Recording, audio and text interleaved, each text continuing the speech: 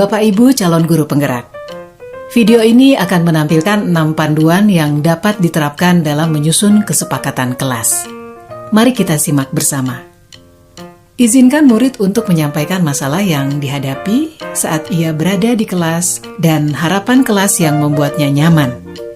Hal ini bisa dilakukan secara individu, berkelompok, atau dari survei kelas. Seperti apa kelas impianmu? Ceritakan kelas impianmu. Bagaimana kondisi kelas, teman-temanmu, dan guru impianmu? Kelas yang seru! Bertanyalah harapan tentang kelas. Apa yang murid harapkan tentang kondisi kelas, tentang gurunya, dan teman-teman di kelas. Kemudian tulis hasil diskusi tersebut di papan atau dalam poster. Hal ini memberi kesempatan murid dilibatkan dalam mengatur kelas. Cara ini menjadi lebih efektif dibandingkan hanya memberitahukan hal apa saja yang dilarang dilakukan. Menurut kalian, apa yang harus kita semua lakukan untuk mencapai kelas impian kita? Lakukan diskusi untuk mendapatkan umpan balik dari murid. Perjelas tentang kesepakatan kelas.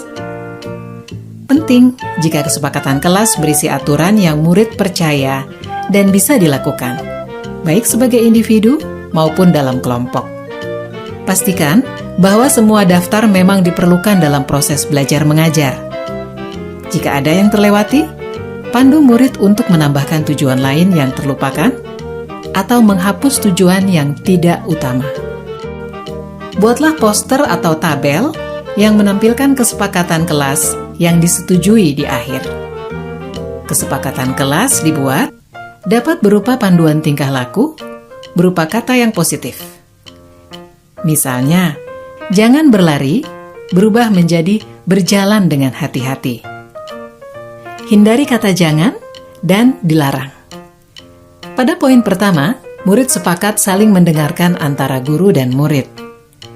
Guru bisa menuliskan berupa gambaran tingkah laku yang diharapkan dari kesepakatan. Misalnya, kami, guru dan murid yang saling menyayangi. Buatlah penekanan pada sifat positif dalam kesepakatan kelas tersebut, yaitu saling menyayangi. Pada poin kedua, murid sepakat. Murid aktif dan semangat saat belajar. Guru bisa menuliskan berupa gambaran tingkah laku yang diharapkan dari kesepakatan. Misalnya, kami murid yang semangat belajar. Buatlah penekanan pada sifat positif dalam kesepakatan kelas tersebut, yaitu semangat.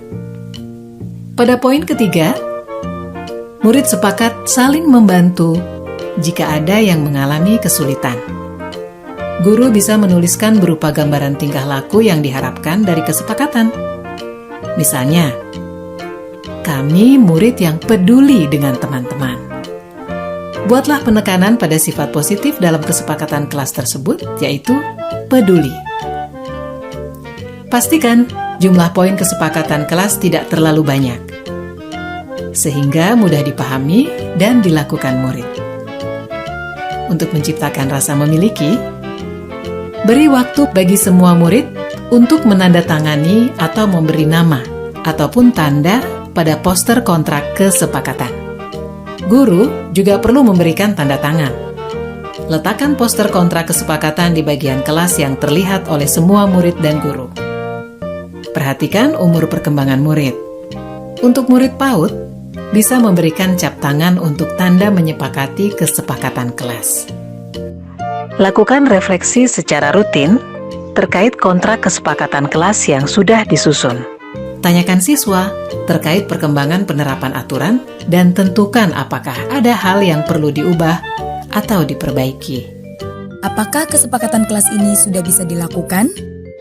Sudah, Bu, tapi kadang masih ada yang suka ngobrol. Ayo kita diskusikan lagi mengapa hal ini sulit dilakukan. Baik, Bu. Lakukan proses ini terutama saat pertama, awal tahun ajaran baru. Kedua, saat ada murid yang melakukan hal yang tidak sesuai kesepakatan. Ketiga, sebelum menjalankan aktivitas baru. Keempat, ketika awal masuk sekolah setelah libur panjang. Proses ini tidak akan pernah berhenti dan akan selalu dikembangkan. Seperti proses belajar yang terus berlangsung selama kita hidup. Semangat mencoba!